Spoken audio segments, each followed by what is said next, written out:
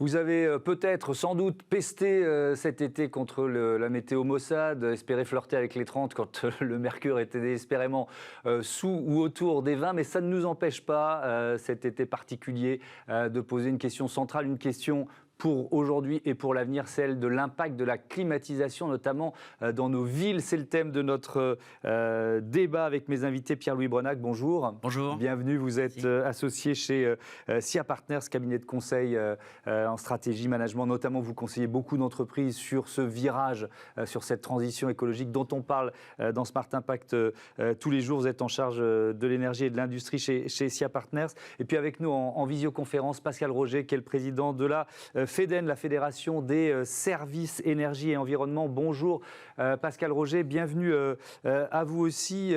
On peut peut-être commencer par le constat déjà, le constat de l'équipement, Pascal Roger, des Français. Les Français sont de plus en plus équipés en climatisation, je vais employer ce terme le plus générique. Absolument. Alors en fait, il faut d'ailleurs parler de... Dans le terme climatisation, il y a plusieurs sujets. Il y a le sujet confort qui vient spontanément à l'esprit de beaucoup, mais en fait, c'est également un sujet de process et de fonctionnement des immeubles.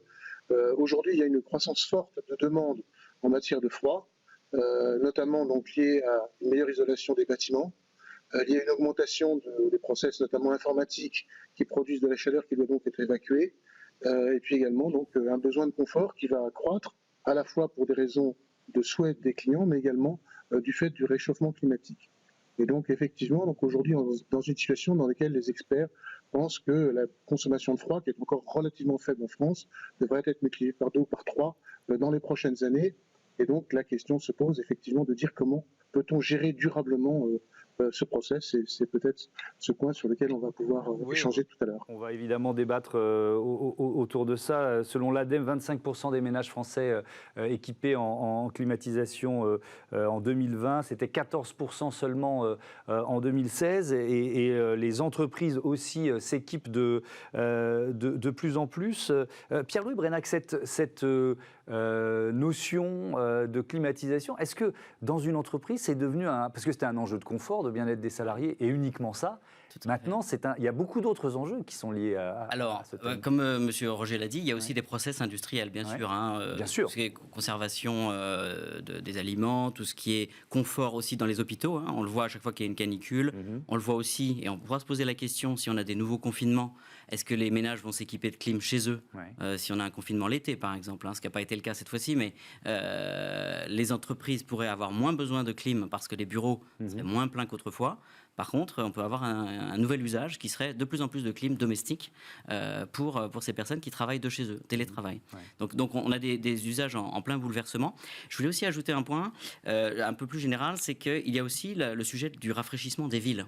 Ça, c'est un sujet qui est en ce moment très prégnant, et les villes se demandent comment rafraîchir l'ambiance, y compris dans les espaces publics, dans les rues. Donc là, ce n'est pas des solutions qui consomment de l'énergie, heureusement, plutôt des solutions statiques. Ça veut dire, par exemple, plus d'ombrage, plus de zones arborées, éventuellement l'utilisation de l'eau, des fontaines, des brumisateurs. Tout ça, c'est pour les espaces publics. Et puis dans les entreprises, ce qu'on pourrait dire, c'est que les entreprises ont déjà fait un grand pas sur la décade précédente, et la FEDEN en fait état dans ses statistiques. Ce qui va se passer pour les 10 prochaines années, c'est probablement donc le domestique, chez vous et chez moi. Là, on avait un pays méditerranéen, océanique comme la France, contrairement aux États-Unis, contrairement à l'Asie du Sud-Est. Bon, on n'était pas habitué à avoir des clims chez nous. C'était pas une urgence. Et puis, on n'a pas d'humidité énormément en France, heureusement. Les 10 prochaines années, très probablement, comme l'a dit M. Roger, on peut avoir un doublement, un triplement de l'équipement des ménages. Mais alors ça, c'est ce qui s'annonce, c'est ce qui va arriver. Mais vous parliez de la température à l'intérieur de nos villes et l'enjeu pour les municipalités de créer effectivement des systèmes, des zones de rafraîchissement, etc. Sauf que, M. Roger, la climatisation, elle peut avoir l'effet inverse. C'est-à-dire qu'on passe à côté d'un bâtiment qui est climatisé à l'intérieur, et on a du chaud qui nous tombe dessus. Donc c'est l'une des contradictions inhérentes au système de froid ? Alors en fait, c'est là que effectivement, donc cette réflexion sur le confort en été, notamment donc le froid, doit tenir compte de l'impact direct et indirect des solutions. Donc aujourd'hui, en fait, globalement, pour donner un chiffre, on consomme 19 TWh de froid en France, dont 1 TWh est livré par des réseaux de froid dont je vais parler un peu plus longuement. Mais on voit bien d'abord que les réseaux de froid, c'est une réponse partielle, ce n'est pas la réponse totale à la problématique. Aujourd'hui, le grand vecteur de développement de la climatisation en France, ce sont ce qu'on appelle les pompes à chaleur réversibles, c'est-à-dire ce sont des pompes à chaleur qui produisent de la chaleur en été et qui produisent du froid, de la chaleur en hiver et du froid en été.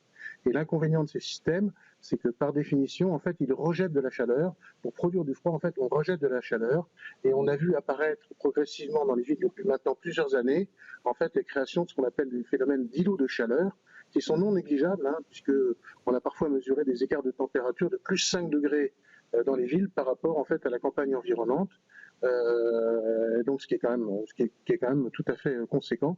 Si on rajoute ce phénomène effectivement à l'élévation des températures, les problèmes de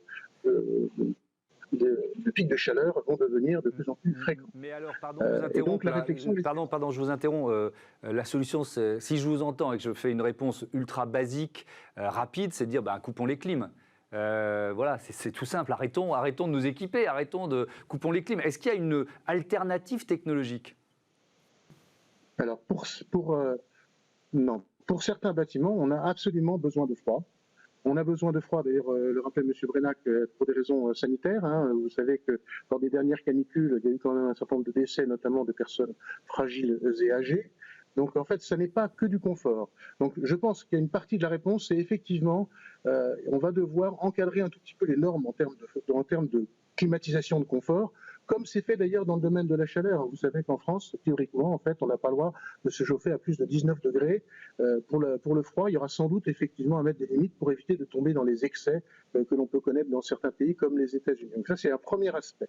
Le deuxième aspect, c'est que ça doit s'intégrer dans une politique urbaine dont a parlé M. Brenac, c'est-à-dire rafraîchissement des villes, végétalisation des toitures, architecture, meilleure ventilation naturelle, travailler sur tous les autres aspects qui peuvent créer du rafraîchissement et pas forcément de la climatisation.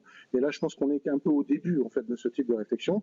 Et puis, il y a quand même un besoin absolu quand même de climatisation de froid pour des raisons de process, pour pouvoir travailler dans les bureaux, pour travailler dans les hôpitaux, etc.